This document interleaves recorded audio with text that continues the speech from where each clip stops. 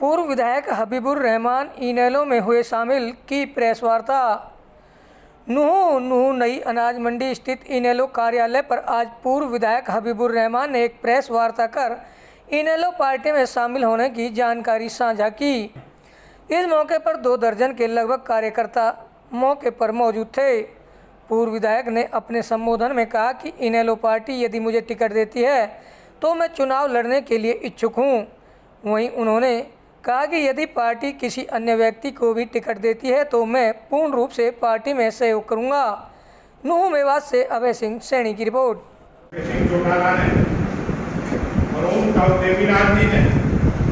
एकता की बात की, देश को में हर वर्ग, हर जात, हर मजहब का सम्मान किया और ये संदेश दिया कि हम सब हिंदुस्तान की खूबसूरती, हिंदुस्तान का सेकुलरिज्म, हिंदुस्तान की जमहूरियत यही है कि हम सब सर्विस बरादरी, सारी जातें, सारे मजहब, इस तरह से संविधान में हमें आज़ादी है।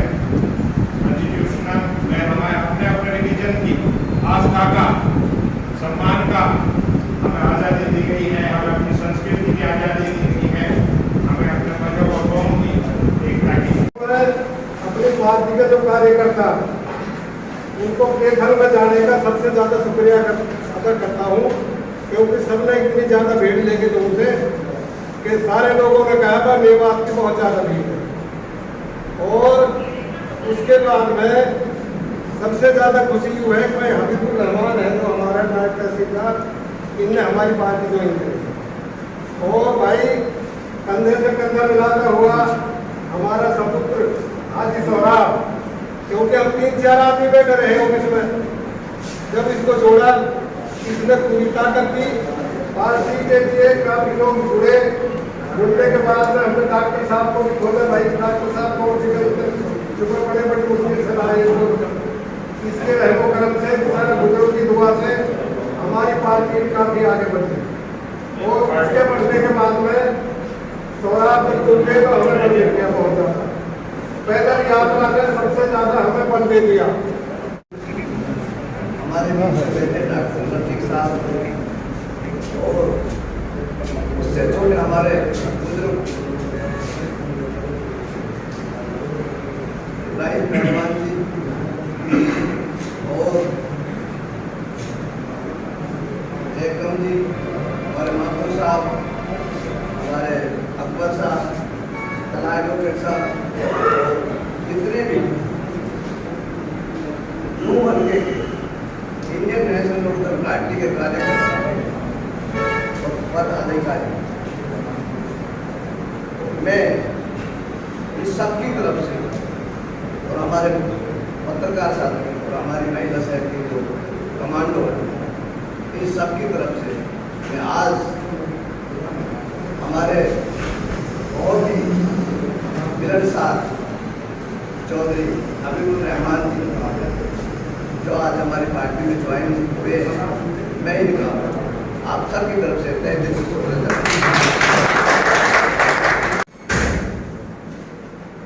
आप लोगों ने मेरा मान सम्मान में हाथ मिला के पार्टी के बच्चों को ताल्लुक बढ़ाया है। बहुत इज्जत के साथ मैं सबसे पहले आप लोगों का शुक्रिया अदा करता हूँ। सवाल करो, रेडी करो। देखो, सबसे पहले तो मैं आपके माध्यम से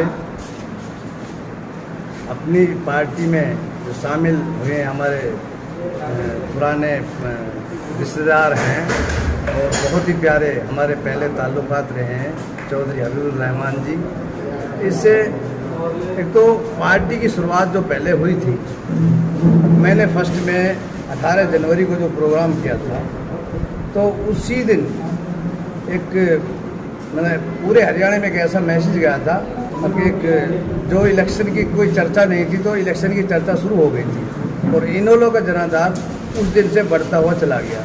उसके बाद जैसे 24 तारीख से पदयात्रा शुरू हुई थी, ऐसे ही उसमें मेवात ने इतना बढ़ चढ़ कर हिस्सा लिया पदयात्रा में और इस परिवार से मेवात का लगाव भी है। मैं समझता हूँ उसी दिन से आज मेवात का नाम पूरे हरियाणा में सबसे पहले नंबर पर आता है। भाई जो इंडियन नेशनल लोकदल पार्टी है, इसकी शुरुआत मेवात से ही हुई है, मेवात से इसका चढ़ाव हुआ है। और अब जैसे जैसे समय बढ़ता जा रहा है, ऐसे ऐसे अच्छे अच्छे दिग्गज नेता हमारी पार्टी में शामिल हो रहे हैं। आपके सामने आज चौधरी हबीबुर रहमान भी हमारी पार्टी में शामिल हो गए। नहीं, बहुत धक्के खाए इन्होंने, 5 साल से पुराने में मेहनत कर रहे थे। तो मैं कहता हूँ कि इंशाल्लाह हरियाणा में अब के इंडियन नेशनल लोकदल पार्टी की सरकार बनेगी और सब गुड वेरी गुड।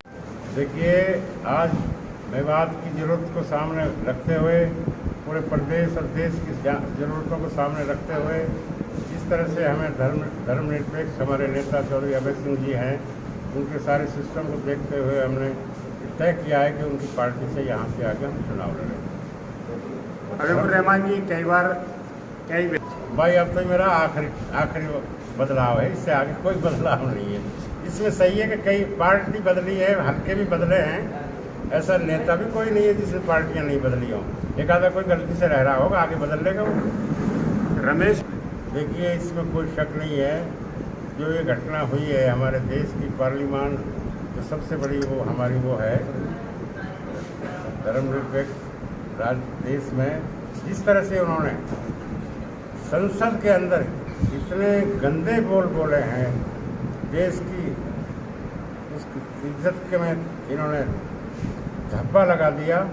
मैं इसकी मजम्मत करता हूँ, इससे ज़्यादा बुरा और कुछ हो नहीं सकता। बतौर बीजेपी RSS सरकार ने इनाम के तौर पर उसको कुश्ती संघ का अध्यक्ष बनाया है। ये देश के संविधान को ख़त्म करना चाहते हैं, देश में इसको धर्मनिरपेक्षता या संविधान को ख़त्म करना चाहते हैं। मैं पिरंगवा में उस वक्त पुराना से तैयारी कर रहा था। मैंने पिरंगवा में वहाँ मीटिंग की, फील्ड में रहा, हमारे यहाँ कोई झगड़ा नहीं हुआ। हमने उस वक्त बोला भी था, बिल्कुल खुल के बोला था। इत्तेफाक से आपकी नज़रों में नहीं आया, वो एक अलग बात है।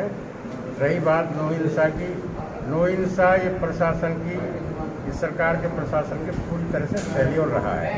DC SP का छुट्टी गैर हाजिरी रहना, है ना, यहाँ का कंप्लीट तादाद में फोर्स नहीं लगाना, ये प्रशासन का फेल्योर रहा है। इसके बाद दोबारा से यहाँ जल चढ़ाया गया 28 तारीख को, बड़ी मुस्तैदी के साथ दोबारा से एक पत्ता नहीं हिला, ना यहाँ पत्ता उस दिन हिलता अगर प्रशासन यहाँ ठीक से काम करता तो। ये इलाका बिल्कुल बहुत शांत प्रिय इलाका है, इसमें कोई इस तरह की बात नहीं। इससे पहले यात्राएं होती रही हैं, आगे भी होंगी, कोई बात ही नहीं। देखिए, अभी तो मैं यहाँ नया आया हूँ, और ये जो पार्टी की जो यहाँ मैंने आज मीटिंग में मुझे इन्होंने बुलाया है, इससे ये लग रहा है मुझे कि मुकाबला किसी से नहीं, सीधा यहाँ तो एक तरफा मामला हुआ पड़ा इन्हें लोग का। भाई, कांग्रेस में आ जाओ, दूसरे नंबर के लिए कोई मुकाबला कर ले।